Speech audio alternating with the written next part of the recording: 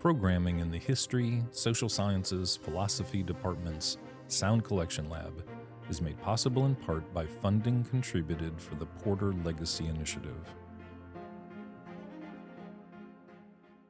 So we're here this morning in the HSSP Sound Collection Lab talking with Drs. Stephen Kite here on my immediate left, and then Dr. Shelly Lemons, Professor of History at McKendree University and Lebanon University. Dr. Kite here is Professor of History at UAFS. So Drs. Kite and Lemons are working on a book project about the Dust Bowl of the 1930s in the Panhandle of Oklahoma. The research is rooted in oral history interviews collected by them. We're here to visit about the origins of this research and where it is headed. So before we get into the content of the Dust Bowl and what you're finding there, I'm kind of curious about, what led you to the research method of conducting oral histories as opposed to other just flat out, traditional historical research methods. Yeah, Steve, you have to start. Yeah. I was finishing up my PhD in history and working while I did that at the Special Collections University Archives Department at the OSU Edmund Lowe Library. And so I was working there with the director of the department was Jennifer Postenbaugh, and she brought it to our attention that I don't know if it was the Oklahoma legislature or some group had offered money for projects involved with preserving or bringing to light Oklahoma women's history. Mm-hmm. So she said, why don't you put your mind to work and think of a good project so we could apply for some of this money. So I started thinking about what might be a good project. And for some reason, now this is the mystery part, I don't know exactly how I landed on oral history. I don't know if I had been doinking around with that, thinking about it, or playing with the idea, but I came up with oral history as, collecting the history of Oklahoma women. And then, what's going to, where are the parameters of that? What's going to be the topic? What's going to, all that good oral history stuff you need to answer before you get started. And so I started to think, well, whose history, I did some, even though I'm a historian, I can do simple math. And I started to, say, well, when do people start to lose their memories? Okay, let's just say when they're 75 or, I came up with some age, and then I started to kind of date back and say, well, what was happening? So what was happening in these women's lives that's starting to fade out of their memories? And that led us to Great Depression and Dust Bowl. And I think, okay, there you go. So most people talk about the Dust Bowl in Oklahoma. They focus on the people that left, the Okies and the out migration and things like that. And so we said, well, this is an Oklahoma history, Oklahoma women. And so who stayed? Mm-hmm. And so immediately then the focus became an oral history looking at women who stayed in Oklahoma during the Dust Bowl and what was their experience like. So that was the origin of the project. All right. Yeah. And then once they had their project designed, they put out an ad looking for someone to do some oral history interviewing. And I had dabbled in it just a little bit as a master's student. Right. And so I thought, well, I apply for that. I'm a women's historian. I'll apply for that. And so I applied and then interviewed with Steve and Jennifer and in the Angie DeBow room at Special Collections and was hired to be a part of the team. Yeah. And so then we started putting together, how are we going to actually do this? Yeah, the hard part.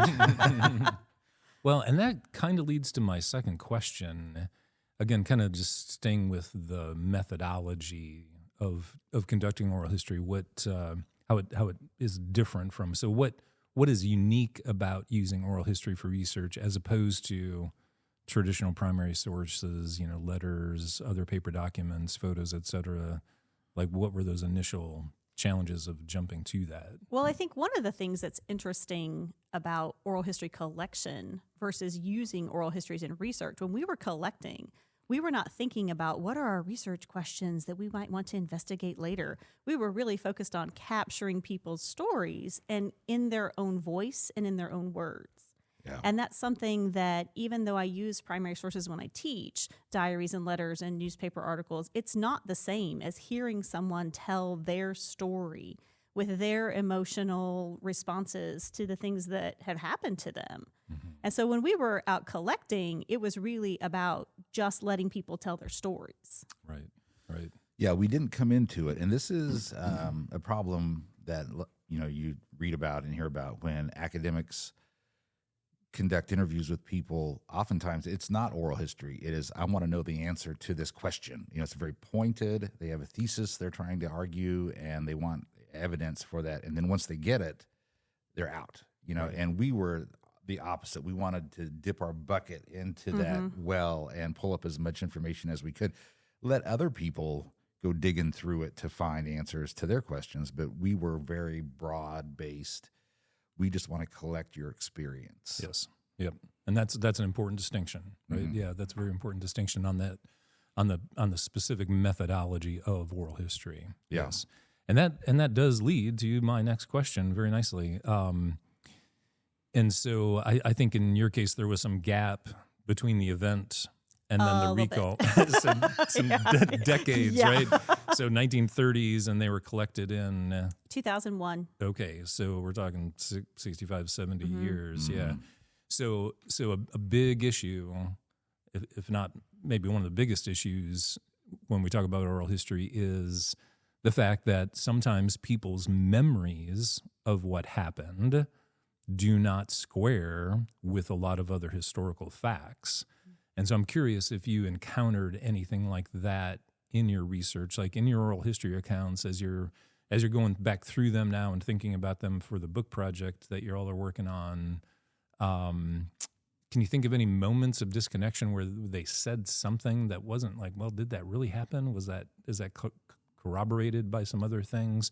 Or how do you deal with that possible disconnection of memory as opposed to other historical facts to support that? What do you do with that when that happens? Right. Yeah.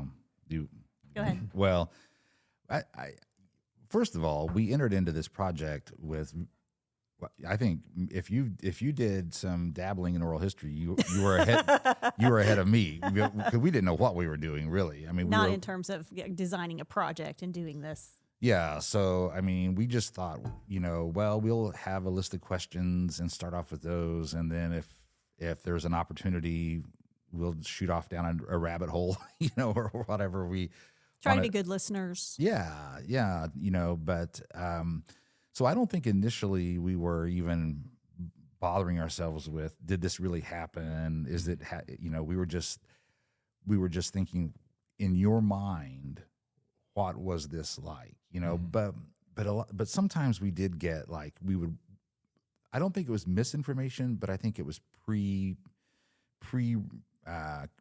pre-created for us. Like we would walk in and we would say, I'm just going to make up an example, but it happened more times, I think, than we could count. We would walk in and say, well, let's start off by telling us your name and where you were born and when you were born. And they'd say, that old dust storm came in and it was rolling in and chickens all went to roost and it was dark.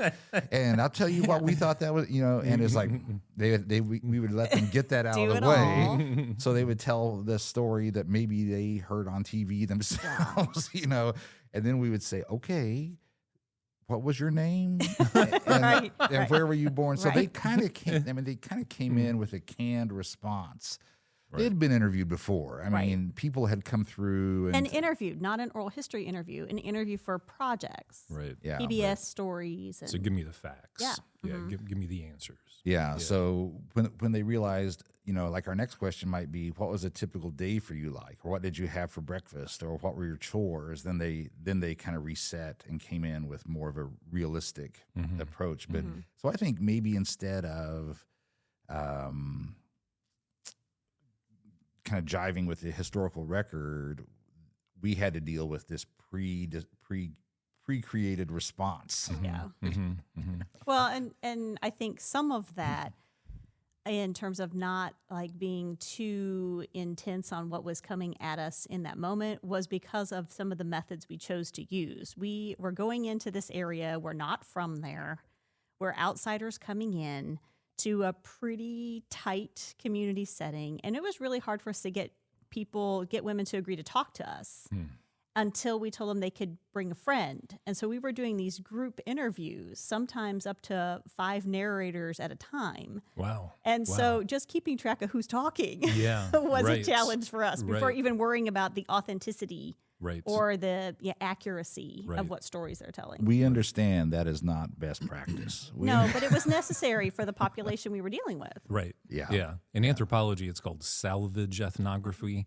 We've got to get in there and document this before everybody dies. That's exactly what we were Exactly. doing. Right. Yeah. I mean, you're on a timeline there as People- these people were aging. people and were passing dying. away, literally. Yeah. I mean, Yeah. on the day we were going to interview a lady, her funeral procession passed us on the way into town.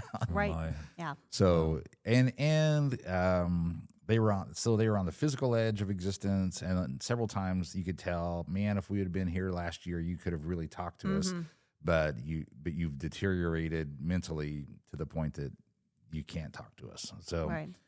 I mean, it was salvage. That's a great term for it, you know. Yeah. But I think it also gave us a look that we wouldn't have gotten otherwise about what the community looks like Yes. at the time we're doing it. It's like, how are these people who had these very separate lives in the 30s, how are they still connected 65, 70 years later? Yeah, Shelly came up with a great phrase. We had an article that we had published called "Rooted in the Plains," and now I'm going to let you tell because she came up with a secondary. All right, you set me up. I'll Yeah, tell. so a lot of these women, a lot of their families, because when the Dust Bowl era was happening, they were maybe, what would the age range be, 8 to 18? Yeah. I mean, so Kids. they were kids, very young adults. Right. Their families had come from other places, a lot of them from Southwest Missouri, and Which is where I'm from, so that stuck out to me. Yes. yeah, so their families had come in from other places, come into the Panhandle and kind of put down roots.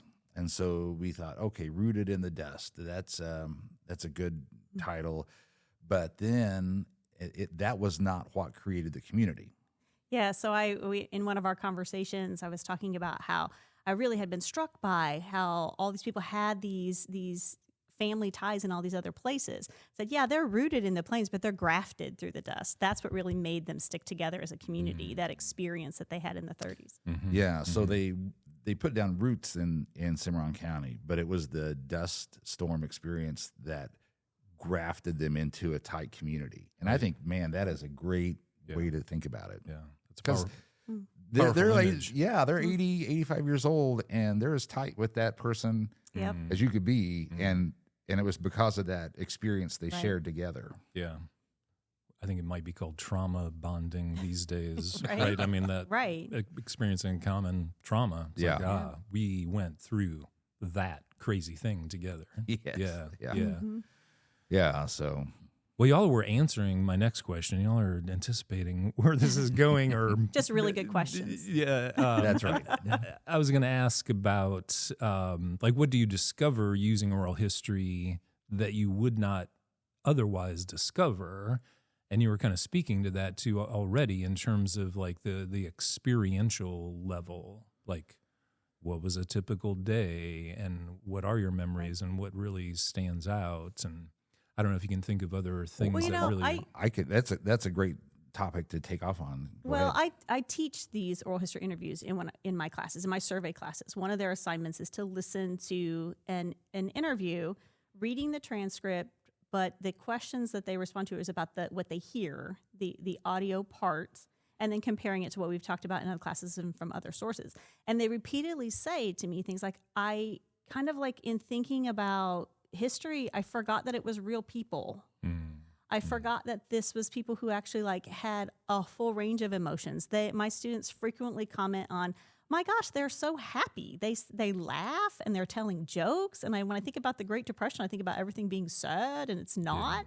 It's like, well, yeah, these are people living their lives. That just becomes the background of their ordinary. Yeah. And if I wasn't using oral history to do that, I don't think that my students would recognize that in 2026. Right. Yeah, the humanity, Yeah. right, of it all. Yeah. And to add on to that, the oral history component, as compared to other research tools or areas, it brought out, I don't know, I mean, I want to say a great majority of the material we discovered was through someone saying, well, I remember we did this. And then someone would say, oh, yes, I'd forgot about when the piano exploded or something. You know, they would have a story and they go, well, my dad was the piano teacher. And then, so that would never have come out reading a single diary or a newspaper archive or something. These memories were firing up, you know, they were in there, but they were so deeply embedded that it took someone else to say something to bring it to the surface. And so we got so much information from people sparking each other's memories. And it worked out beautifully for us because our first couple of interviews, we were pretty strict on sticking to our line of questions, listening and asking the follow-ups that were appropriate, but sort of like, this is sort of the big topics we're going to hit. And then as we got a few of those group interviews where they're talking about wacky stuff like, I don't know, hobos and wandering people and rabbit drives, we started changing our questions for the next sets of interviews based on what had come out of that group conversation. Yeah. Right. All right. I mean, that was a great examples and response. Yeah. I'm still a novice when it comes to oral history, but it does seem like the humanity comes Absolutely. through in terms of like, we're talking to a real person and they lived real Yeah. lives. And they were laughing as well as crying at Exactly. that time. So Yeah. Just one more question about oral history, and then we'll talk a bit about your book project. So do you have any advice you would give to any would-be oral history collectors after what you've learned through the process? Is there any key things you would recommend? I think with a good faith effort, you don't have to know everything to start. Yeah. There's plenty of on-the-job learning, on-the-fly learning that you'll do. Yeah. I think if I had waited till I felt ready, I never would have done it. Right. That's a Yeah. good point. Right. You know, I mean, just think about once a person's gone, you can't go back and do it later. I mean, they're gone, and that everything in their memory, their experience is gone with them. And so any oral history, there's caveats, of course, but any oral history is better than no oral history. I mean, just think about the people you wish you could have gone back into history and talked to. You know, your ancestors, your relatives, all those weird aunts and uncles that have died. You know, you wish you could have sat down with them, and it wouldn't have mattered if the quality was crappy or your questions weren't good or you didn't follow up with a follow-up question. I mean, you would have something there at least. So my advice to people is just get out and do it. Be respectful, be courteous, try to be professional, but just do it. Good advice. Yes. If you want to do something, you need to do it. Well, If you don't do it, it's not going to happen. I say I this, think it was more nuanced than that. but I say this all the time. But it's hard. Yeah. It's easy to say that. It's hard to Right. actually just do it. Yeah. Right. Well, Nike was not wrong. And as we are working on other projects, I say it to myself all the time, and I know I say it to you all the time. It's like the first draft's job is to just exist. Right. It can be revised, it can be changed, you can make it better, you can have better follow-up questions next time, but you have to do something. Yes. You have to have Yes. that first one. Yes. That's right. And so your first drafts and second drafts, third drafts, and articles and whatnot are all adding up to a book project. They are. So what is the book project? What's the overall arc of it? Yeah, well, so as we have alluded to, a lot of the people we interviewed were young, and so we kind of got an adolescent's view of the Dust Bowl, and in some cases, like some people had just got married. I mean, so they were in their late teens, early 20s, but by and large, it was an adolescence point, and that had been brought up with our project. Well, this is a child's view of the Dust Bowl and everything. So that was kind of limiting in certain ways. But we went back to Cimarron County and dug. We've been back a couple times. Yeah, we dug through records and in their historical society, history centers and everything. And we ended up, and we don't need to go into the whole discovery story, but we ended up finding a lot of records that were the parents of the kids we interviewed, like Farm Bureau stuff, home demonstration stuff. So through later research and digging around, we did find the counterpart to this adolescent story. What were their parents doing at the time? Yeah.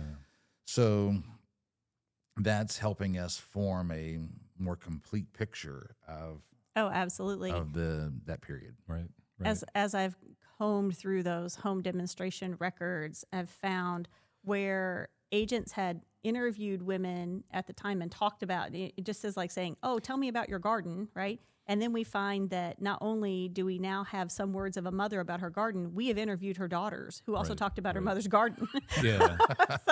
And so could you back up a little bit and explain home demonstration clubs? Because that was a major source for finding that generational counterpart. Right. To so the people interviewed. in early 20th century, the U.S. Department of Agriculture is trying really hard to make farming be attractive and cool to families, particularly young kids, and wanting them to have a connection to the farm. So one of the programs that they developed to try to help them do that was through extension services.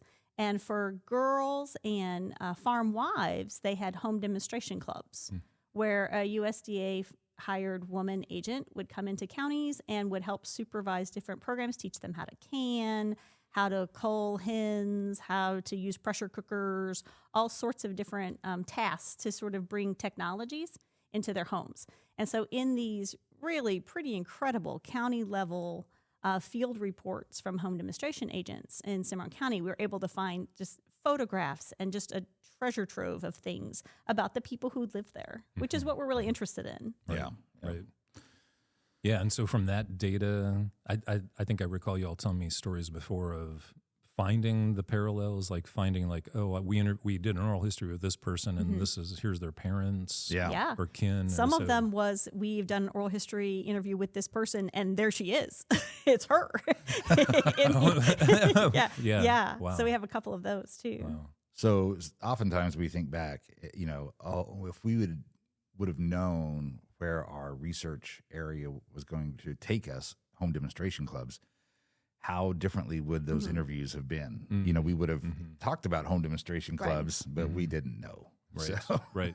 It's been a process of discovery that's been actually, for all of the things I fuss about, pretty fun.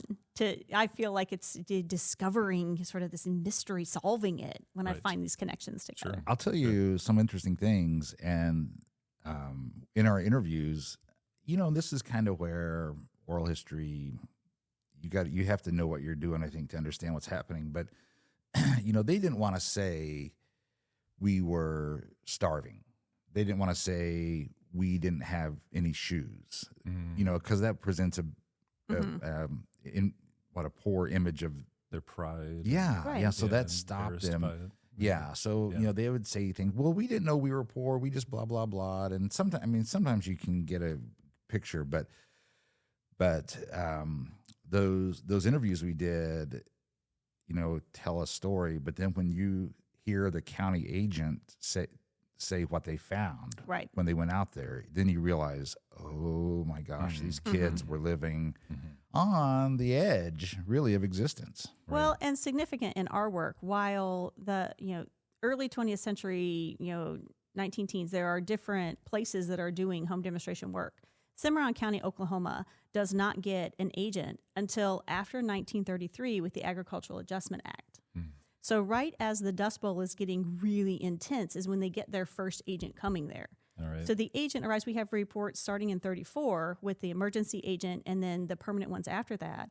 And they're saying, oh my gosh, these people are eating Russian thistle, which is a tumbleweed before it dries up. Yeah. It's like wow. we have to feed them. We need to get things for this community. Yeah. Those are the people we were talking to, but that's not the way they were telling their story. Right. there's that kind of disconnection between memory, right, how it's aged, how it's been influenced by other popular narratives and other questioning, right? Yeah. So they were going out in the fields, and if it was green, they were picking it to eat. And for them, that was just normal life. Hey, mom gave us a basket and told us to go pick out anything that was green.